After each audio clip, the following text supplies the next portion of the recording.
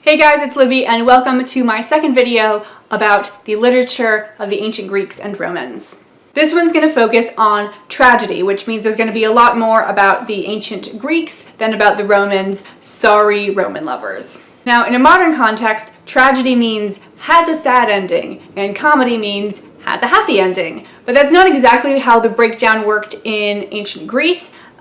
Tragedy meant dealing with serious matters, and comedy meant dealing with unserious matters. The tragedies were written during the 5th century BC in Athens, and there were dozens of different playwrights all writing stuff, most of which is lost. We only have the plays of 3 people left in their entirety. We do have some fragments from other people. The first one is Aeschylus, second one Sophocles, third one Euripides. Aeschylus is the oldest of these. Sophocles, at the beginning of his career, overlapped with Aeschylus, and then the end of his career overlapped with Euripides, and then Euripides is at the end. So you can sort of see the development of the genre if you read their works in chronological order. Aeschylus is kind of dark and uncomfortable. Sophocles is very serious. And then Euripides starts moving into sort of ostentation and maybe even a little silliness. Now we have a couple dozen plays that exist.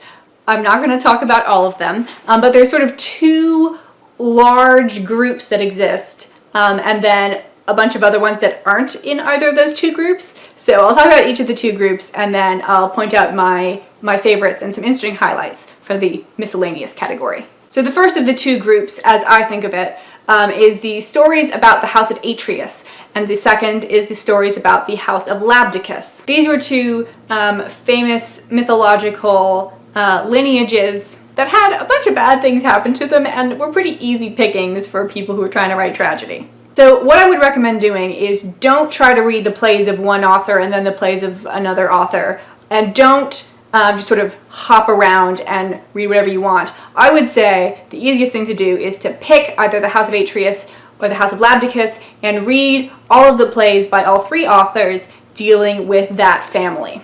So if you want to do the House of Atreus, I like this one a little bit more. It's kind of easier to hate the characters. Most of them are pretty awful. It's kind of easier to hate the characters. There's a lot of like blood and death and murdering your family, sometimes eating your family. The sort of key event around which the House of Atreus plays revolve is the murder of Agamemnon. Agamemnon, you will remember, he's from the Iliad, which I talked about in my epic poetry video. So if you want to read these in sort of in-universe order, I'm going to have to read this, sorry, I haven't memorized it. Start with Iphigenia in Aulis by Euripides, which is sort of the prologue. It's the events that happened before the Trojan War. Then move on to Agamemnon by Aeschylus. Agamemnon is probably my favorite Greek tragedy, and I think it is so perfectly written and great, but it is not the most accessible, particularly the first choral ode.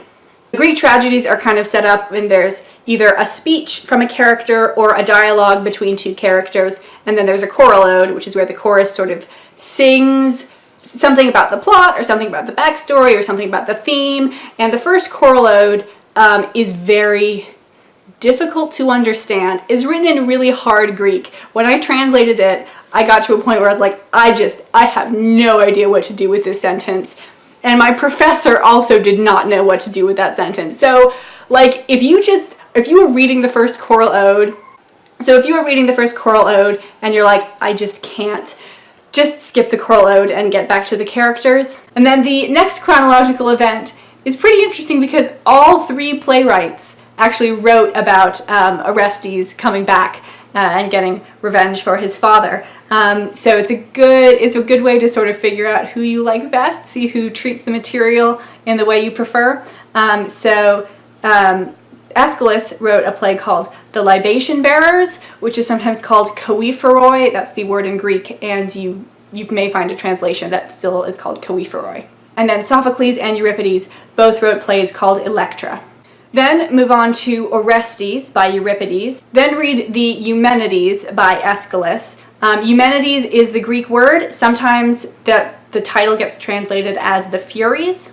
And that's going to finish off the main cycle. If you want some follow-up, you can read Andromache by Euripides, which is not really about the House of Atreus, but Orestes does sort of show up at the end and gets married to someone, as you do. And then the super weird hanging on play is Iphigenia in Taurus by Euripides. Now, the canon for Greek mythology is fairly flexible, and the authors could sort of change things to suit the message that they were trying to send with that particular play. So even within one author's work, you're going to see slightly different things happen to the characters. They might die at different times. Sometimes minor characters get married to different people, but the core is the same. Now, if you aren't interested in the House of Atreus, if you want some more sympathetic characters, you can try the House of Labdacus. The House of Labdacus is mainly about Oedipus and his children. You've probably heard of Oedipus. The first play in the series is either called Oedipus Rex or Oedipus Tyranos. Right now in the modern publishing world, it's generally presented as Oedipus Rex, but that is the Latin title for the play. The Greek title is Oedipus Tyranos. As you probably already know, Oedipus was the king of Thebes, which was actually kind of a rival city of Athens, so they weren't particularly concerned with making the Thebans look good, so they do a bunch of awful things, but it's mainly accidental. You can then move on to Oedipus at Colonus, which is about Oedipus's later life. It's also by Sophocles. Then read Seven Against Thebes by Aeschylus, which is about the war between his two sons for who was going to take the throne after Oedipus left. A brief note about Seven Against Thebes. This is quite an interesting play, particularly if you want to learn more about gender dynamic. The chorus is a chorus of women, and they have a lot of exchanges with the one of the sons, Eteocles. But there is a pretty long section in the middle, which is just a messenger sort of announcing all of the different heroes, the seven against Thebes, who have positioned themselves at the seven gates of Thebes, getting ready to attack. If you find this boring, you can sort of skip through the messenger part. Then you can read Phoenician Women by Euripides. That's kind of tangentially related. You can skip it if you want to, though. Then go read Antigone by Sophocles. You'll probably be able to find Antigone, Oedipus Tyrannus, and Oedipus at Colonus bound together in a book because they're all by Sophocles and they're all about the same characters. Do not confuse this for these three plays actually having been performed together. Greek tragedies were performed with three tragedies generally touching on probably the same characters or at least the same theme, and then one sort of palate cleanser of a comedy afterwards. The only set of three tragedies that were all performed together that we have is the Oresteia, which is in the House of Atreus cycle. It's by Aeschylus and it contains Agamemnon, Libation Bearers, and Eumenides. So Sophocles' three plays about Oedipus and his family were actually written at different times, performed with other plays, and not actually written in chronological order. I think the second one was first, and then the third one was second, and the first one was last? Maybe not quite, but they're definitely not. It wasn't Oedipus Tyrannus first, then Oedipus at Colonus, then Antigone. Not that. And then if you still want more House of Labdacus, you can go ahead and read a play that's either called The Suppliants or Suppliant Women by Euripides. So at this point, you may be like, Libby, I don't want to have to read 7 plays in order to get like a satisfying story, and I hear ya. So here are some of the other miscellaneous plays that I think are quite good and worth reading. If you've decided that you don't like Odysseus from the Odyssey and the Iliad, you should go ahead and read Philoctetes by Sophocles. Also, you know, if you've decided that you really do like Odysseus, you should probably go read Philoctetes anyway to get a different perspective. This takes place during the Trojan War. This is also a unique tragedy in that none of the characters in it are related to each other, either by blood or marriage. Pretty much all the other Greek tragedies deal with sort of family drama. So Philoctetes is set during the Trojan War.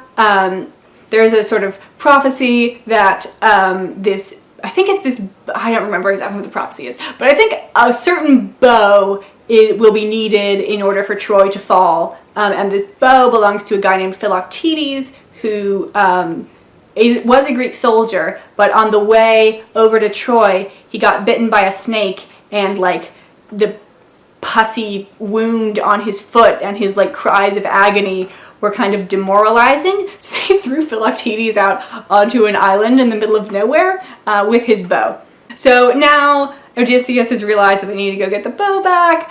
So he takes Neoptolemus, the son of Achilles, over to get the bow back from Philoctetes. And Philoctetes is like, take me with you.